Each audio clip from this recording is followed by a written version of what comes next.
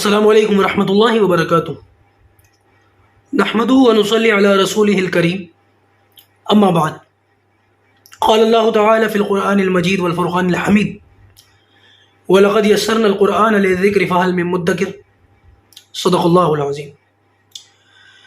رب یسر ولا تعسر وتمم بالخیر وبک نستعین یا فتاح. میں امید کرتا ہوں کہ آپ تمام ساتھی خیر و عافیت سے ہوں گے. گزشتہ کل میں نے اسم کے تعلق سے آپ کے سامنے وضاحت رکھی تھی کہ اسم یعنی کہ نام، کتنے طرح کے نام ایسے ہیں جن کو ہم اسم کہہ سکتے ہیں. تو میں نے آپ کے سامنے وضاحت رکھی تھی کہ 5 طرح کے نام ایسے ہیں جن کو ہم عربک گرامر کو نحو و صرف کہتے ہیں. نحو اور صرف میں 5 طرح کے نام ایسے ہیں جن کو ہم اسم کہہ سکتے ہیں. کسی بندے کا نام زید، کسی جگہ کا نام مسجد، کسی صفت کا نام صالح، کسی چیز کا نام کرسی اور کسی کام کا نام. یہ سب سے اہم تھا کام کا نام، کیونکہ لوگ اس کو کام سمجھتے ہیں اور میں نے اسی بات کی وضاحت کی کہ یہ کام نہیں ہے بلکہ کام کا نام ہے. جیسے ضربن یعنی کہ مارنا. کام اور کام کا نام دونوں میں زمین آسمان کا فرق ہے. اس بات کی وضاحت میں گزشتہ سبق میں کر چکا ہوں. عربک گرامر میں کام کا نام اسم ہے اور کام فعل ہے. کام کا نام جس میں وقت کا پتہ نہ چلے، اور کام جس میں وقت کی تینوں کیٹیگری میں سے کسی نہ کسی کیٹیگری کا پتہ چلتا ہو. پاسٹ، پریزنٹ، حال، ماضی، حال، مستقبل. ٹھیک ہے، اب ہم آگے سمجھ لیتے ہیں. دیکھیے، اسم کے بارے میں ہم پڑھ رہے ہیں تو اسم کے بارے میں ایک بات تو یہ یاد رکھیں کہ عربک گرامر میں اسم کے یعنی کہ اسم اور فعل دو چیزیں نا. اسم الگ ہے، فعل الگ ہے. عربک گرامر کے اندر فعل کے بغیر صرف اسم جملہ بنا دیتا ہے. انگلش کے اندر یا دوسری کسی زبان میں ایسا نہیں ہوتا. ورب کے بغیر جملہ نہیں بنتا، سینٹینس نہیں بنتا. لیکن عربک گرامر کے اندر ورب کے بغیر صرف اسم ہی آپ کو سینٹینس بنا کے دے دے گا. آپ فعل کے بغیر بھی سینٹینس بنا سکتے ہیں عربک گرامر میں. تو لہٰذا اسم کے بارے میں اس وجہ سے بھی ہم پہلے پڑھ رہے ہیں. اور دوسرا، اسم کے بارے میں 4 باتیں ایسی ہیں جن کا ہمیں جاننا ضروری ہے. جب ہمیں یہ پتہ چل گیا کہ اسم ورب کے بغیر یعنی فعل کے بغیر بھی جملہ بنا سکتا ہے تو اس کا مطلب یہ ہے کہ اسم کے بارے میں ہمیں جاننا ضروری ہے. اور جب اسم جملہ بنا سکتا ہے اور اسم فعل کے بغیر جملہ بن سکتا ہے تو اس کا مطلب یہ ہے کہ جملے میں ہم اسم کو استعمال کریں گے. اور ہم اسم کو جملے کے اندر تب تک استعمال نہیں کر سکتے جب تک کہ ہمیں اس کے بارے میں 4 باتوں کا پتہ نہ چل جائے. ٹھیک ہے، اسم کے بارے میں جب تک ہمیں 4 باتوں کا علم نہ ہو جائے تب تک ہم اسے جملے میں یوز نہیں کر سکتے. سب سے پہلے اسم کے بارے میں ہمیں کیا پتہ ہونا چاہیے؟ میں ایک مثال لکھتا ہوں. مثال ہے دیوار گر گیا. اب جو لوگ اردو جانتے ہیں وہ میری اس غلطی کو پکڑ لیں گے کہ میں نے کیا غلطی کی ہے. دیوار گر گئی ہوتا ہے، گر گیا نہیں ہوتا. میں نے گیا لکھ دیا. کیوں لکھ دیا؟ جب بھی کوئی شخص اردو کو بہت اچھی طریقے سے پراپرلی نہیں سمجھتا ہوگا، جب وہ اس طریقے کا جملہ لکھے گا تو وہ ایسی غلطی کرے گا. اس کی وجہ یہ ہے کہ ہمیں دیوار اردو زبان میں ہم لوگ مؤنث بولتے ہیں، فیمیل بولتے ہیں. یعنی میل فیمیل تو ہوتے ہیں لیونگ تھنگس، مرد عورتیں، لیکن بہت ساری چیزیں ایسی ہوتی ہیں نان لیونگ تھنگس ہیں لیکن ہم ان کو اپنی بول چال میں میل فیمیل استعمال کرتے ہیں. پنکھا چل رہا ہے، کتاب نہیں مل رہی ہے نا، سوئی کہاں چلی گئی، اس طریقے سے. تو دیوار کو بھی ہم مؤنث استعمال کرتے ہیں، میل فیمیل استعمال کرتے ہیں. تو لہٰذا عربی زبان کے اندر گرامیٹیکلی کون سی چیز مذکر ہے، کون سی چیز مؤنث ہے، اس کا ہمیں پتہ کیسے چلے گا؟ ہمیں عربک زبان کے اندر مذکر مؤنث کو پڑھنا پڑے گا. سب سے پہلے کس چیز کو سمجھنا پڑے گا؟ مذکر کو اور مؤنث کو. میں آپ کی آسانی کے لیے بتا دوں، مذکر میل اور مؤنث فیمیل. ٹھیک ہے، تو میل فیمیل اس کو سمجھنے کے لیے ہم سب سے پہلے ایک ٹاپک پڑھیں گے. اس ٹاپک کا نام ہے جنس یعنی کہ جینڈر. سب سے پہلے یہ ٹاپک ہم پڑھیں گے جینڈر جس کو عربک گرامر میں جنس کہتے ہیں، اردو کے اندر بھی جنس کہتے ہیں. اور مذکر مؤنث یعنی میل فیمیل کو سمجھیں گے گرامیٹیکلی، تاکہ ہم جملوں کے اندر جب اسم کو استعمال کریں تو ہمیں پتا ہو کہ یہ اسم مذکر استعمال ہوگا یا مؤنث استعمال ہوگا. اس کے لیے میں نے یہ مثال دی اور اس میں غلطی کی. دوسرے نمبر پر جو چیز ہمیں سمجھنی چاہیے اور اسم کے بارے میں ہمیں پتہ ہونی چاہیے وہ ہے، میں ایک اور مثال دیتا ہوں اور دیوار ہی کی مثال دیتا ہوں. دیوار گر گئی. دیکھیے غور سے دیکھیے، میں نے یہاں پر گر گئی، اس کی جو ورب ہے نا وہ پلورل یوز کی ہے، پلورل. گر گئی اور دیوار ایک ہی ہے، یہاں پر سنگولر ہے، تو اس کا مطلب گر گئی میں نے غلط لکھا ہے، گر گئی ہونا چاہیے، یا دیواریں ہوں یا گر گئی ہوں، دونوں صحیح جملے ہوں گے. دیوار گر گئی یہ صحیح ہو گیا، اور دیواریں گر گئیں یہ بھی صحیح ہو گیا. یہ غلط ہے کہ دیوار گر گئیں، یہاں سنگولر ہے اور اس کا گر گئیں جو ہے وہ میں نے پلورل استعمال کیا ہے. یہ غلطی میں نے کیوں کی؟ یہاں پہ بھی میں نے غلطی کی تھی تاکہ آگے کی بات آپ کو سمجھ آ جائے. یہاں پہ بھی میں نے جان بوجھ کے غلطی کی ہے. کیوں میں نے غلطی اس لیے کی تاکہ مجھے پتہ رہے کہ میں نے اسم کے بارے میں کیا پڑھنا ہے. تو مجھے اسم کے بارے میں پڑھنا ہے اس کا سنگولر اور پلورل. تو سنگولر کے لیے عربک کے اندر جو لفظ استعمال ہوتا ہے وہ ہے واحد، ایک، واحد. اور پلورل کے لیے جو استعمال ہوتا ہے وہ ہے جمع. ٹھیک ہے. اچھا، عربک کے اندر ایک بڑی مزیدار بات ہے وہ یہ کہ جیسے انگلش میں ہوتا ہے نا، سنگل کے لیے سنگولر اور پلورل کے لیے ایس لگا دیتے کسی بھی ورڈ کے آگے. بک ایک کتاب، بکس کئی کتابیں ہے نا. تو انگلش کے اندر تو یہ ہے کہ ایس لگا دیتے ہیں اور وہ پلورل بن جاتا ہے. تو انگلش کے اندر ایک ہوتا ہے یا ایک سے زیادہ ہوتا ہے، اسی طریقے سے اور بھی زبانوں میں ایک ہوتا ہے یا ایک سے زیادہ ہوتا ہے. لیکن عربک کے اندر ایک ہوگا اور ایک سے زیادہ کے لیے ایک لفظ استعمال ہوتا ہے تسنیہ. تسنیہ یہ دو کے لیے استعمال ہوتا ہے، ایک کے لیے واحد، دو کے لیے تسنیہ اور دو سے زیادہ کے لیے جمع. انگلش میں ایسا نہیں ہے لیکن عربی کے اندر ایسا ہے. تو لہذا جب ہم یہاں پر عدد پڑھیں گے، اس ٹاپک کو ہم عدد ٹاپک کے تحت سمجھیں گے، یعنی کہ نمبر. ٹھیک ہے. تو سب سے پہلے ہمیں اسم کے بارے میں پتا ہونا چاہیے اس کا جنڈر یعنی کہ اس کی جنس، جس کو ہم مذکر مؤنث سمجھیں گے انشاءاللہ. دوسری چیز ہمیں اس کا نمبر پتا ہونا چاہیے کہ جو اسم میں استعمال کر رہا ہوں وہ سنگولر ہے یا پلورل ہے یا ڈوول ہے. ڈوول میں نے کہہ دیا اپنی طرف سے، حالانکہ یہ لفظ ٹھیک نہیں ہے میرے خیال سے گرامیٹیکلی. باقی جو لوگ عربی یا انگلش دان ہیں وہ مجھے بتائیں کہ میں نے یہ لفظ استعمال صحیح کیا غلط کیا، کیونکہ تسنیہ دو کے لیے استعمال ہوتا ہے، وہ ڈوول میں نے بس آسانی کے لیے کہہ دیا، ورنہ ایسا کوئی لفظ ہے نہیں. ٹھیک ہے. تو ایک کے لیے واحد، دو کے لیے تسنیہ اور دو سے زیادہ کے لیے، وہ زیادہ کتنے بھی ہو، 3 ہو 300 کتنے بھی ہو، اس کے لیے جمع استعمال ہوتا ہے. اور اس چیز کو ہم سمجھیں گے عدد ٹاپک کے اندر، جس کو انگلش میں نمبر کہتے ہیں. ٹھیک ہے. تو میں نے کہا تھا ہم اسم کو سمجھنے کے لیے 4 باتیں سمجھیں گے. 2 باتیں تو میں نے آپ کے سامنے رکھ دی. تیسری بات جو ہمیں پتہ ہونی چاہیے، اس کو سمجھنے کے لیے میں آپ کے سامنے 2 مثالیں اور لکھتا ہوں اور اس کو آپ سمجھیں. مثال کے طور پر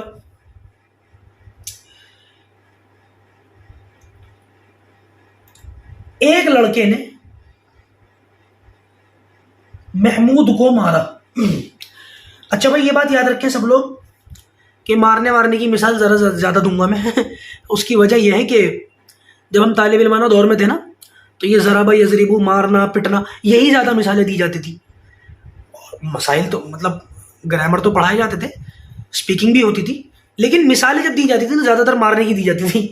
تو انشاءاللہ میں اسی طرز پر آپ کے سامنے تھوڑی مثالیں یہی والی دوں گا. ایک لڑکے نے محمود کو مارا. اچھا بھائی، مارا محمود کو، کام ہوا ہے مارنے کا، مار پڑی ہے محمود کو. مارا کس نے؟ ایک لڑکے نے. لڑکا کون ہے نہیں پتا کچھ، ایک لڑکے نے مارا ہے. اب میں تھوڑا سا کلیئر کر دیتا ہوں.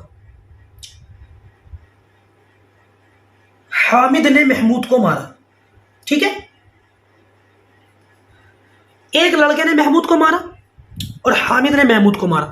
پہلے مارنے والا ایک لڑکا ہے، ہمیں پتہ نہیں کون ہے، لیکن دوسرے جملے میں حامد ہے جس نے محمود کو مارا ہے. اب ایک لڑکا، یہ حامد نہیں ہے لیکن حامد ایک لڑکا ہے. مثال کے طور پر آپ سب لوگ میرے اسٹوڈنٹس ہیں، سیکھ رہے ہیں، پڑھ رہے ہیں، تو آپ سب طالب علم ہیں. میں کسی بھی طالب علم سے کہوں ہاں بھائی سمجھ میں آ رہا ہے، ہاں بھائی کوئی پانی پلائے گا، اس کا مطلب یہ میں کسی سے بھی کہہ رہا ہوں. لیکن اگر میں کہوں ہاں بھائی اسامہ جو میرا طالب علم ہے، تو اس کا مطلب یہ ہے کہ مہاراشٹر سے ایک اسامہ ہے، میں اس کا نام لے رہا ہوں. تو اسامہ طالب علم ہے، لیکن ہر طالب علم اسامہ نہیں ہے. اس کو کہتے ہیں معرفہ اور نکرہ. ٹھیک ہے، معرفہ جو لوگ کسی بھی زبان میں، اردو میں یا انگلش میں گرامر پڑھ چکے ہیں وہ سمجھ چکے ہوں گے میں کیا پڑھانا چاہ رہا ہوں. معرفہ نکرہ، کسی بھی اسم کے بارے میں اس کا معرفہ ہونا یا نکرہ ہونا. تیسرے نمبر پر ہم اس چیز کو سمجھیں گے انشاءاللہ، اور اس کو ہم سمجھیں گے وسعت ٹاپک کے تحت. ٹھیک ہے، وسعت ٹاپک، کیپیسٹی. یہاں میں لکھ دیتا ہوں.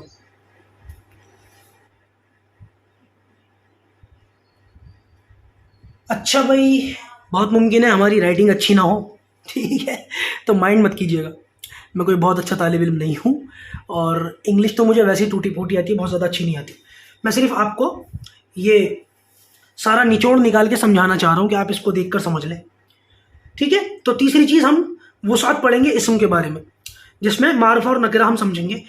انگلش کے اندر اس کو کیپیسٹی کہتے ہیں. ٹھیک ہے، چوتھی چیز اس کو سمجھ لیجئے، اور میں یہ سمجھتا ہوں کہ یہ سب سے اہم ہے. چوتھی چیز، کسی بھی اسم کو کس طریقے سے سمجھا جائے گا، اس کو سمجھنے کے لیے میں 3 مثالیں لکھتا ہوں آپ کے سامنے.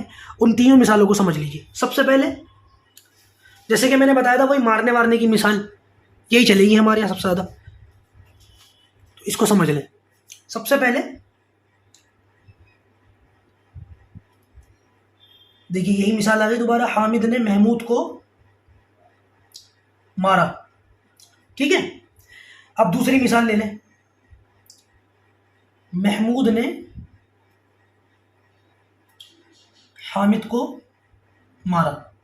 اب دیکھیے کام دونوں جملوں میں مارنے کا ہوا ہے، لیکن پہلے جملے میں مارا ہے حامد نے اور مار پڑی ہے محمود کو، اور دوسرے جملے میں مارا ہے محمود نے اور مار پڑی ہے حامد کو. یعنی پہلے سینٹنس میں حامد ہمارا سبجیکٹ ہے اور محمود آبجیکٹ، جبکہ دوسرے جملے میں محمود سبجیکٹ ہے اور حامد یہ آبجیکٹ ہے. اب ایک مثال اور لے لیتے ہیں، حامد نے محمود کو مارا، محمود نے حامد کو مارا. اب ایک مثال لے لیتے ہیں، محمود نے حامد کے بھائی کو مارا. ٹھیک ہے، اب ان تینوں سینٹنس میں آپ حامد کو دیکھیں. پہلے سینٹنس میں Hamid as a subject use ہوا ہے، دوسرے سینٹنس میں Hamid as a object use ہوا ہے، اور تیسرے سینٹنس میں حامد نہ سبجیکٹ ہے نہ آبجیکٹ ہے، بلکہ اس کا استعمال ضمنی طور پر آیا ہے. یہ چیز میں آپ کو سمجھانا چاہ رہا ہوں. عربک زبان کے اندر جب کوئی الفاظ جملے میں یوز ہوگا، جب کوئی نام، جب کوئی اسم جملے کے اندر استعمال ہوگا، کبھی وہ فعل بنے گا، کبھی وہ فاعل بنے گا، کبھی وہ کچھ اور بنے گا، کبھی وہ سبجیکٹ بنے گا، کبھی وہ آبجیکٹ بنے گا، کبھی وہ کچھ بھی بن سکتا ہے، سبجیکٹ آبجیکٹ جو بھی ہوگا. بہرحال اس کی حالت بدلتی رہے گی، اس کی حالت چینج ہوتی رہے گی. جیسے کہ ہم لوگ، مثال سے بات جلدی سمجھ آتی ہے، میں مثال دے کے سمجھاؤں. آپ ہیں، اپنے آپ کو امیجن کریں، جب آپ صبح اٹھتے ہیں اور آپ اپنی آنکھیں مسل رہے ہوتے ہیں، انگڑائی لے رہے ہوتے ہیں، اس وقت آپ کی حالت کیا ہوتی ہے؟ مجھے وضاحت کرنے کی ضرورت نہیں، آپ کو پتہ ہے. لیکن جب آپ برش کر کے، نہا دھو کے اور بریک فاسٹ کر کے آفس کے لیے یا جاب کے لیے نکلتے ہیں، اس وقت آپ کی حالت کیسی ہوتی ہے؟ فریش ایک دم، کہ زمانے کی تقدیر بدل دوں، ہے نا.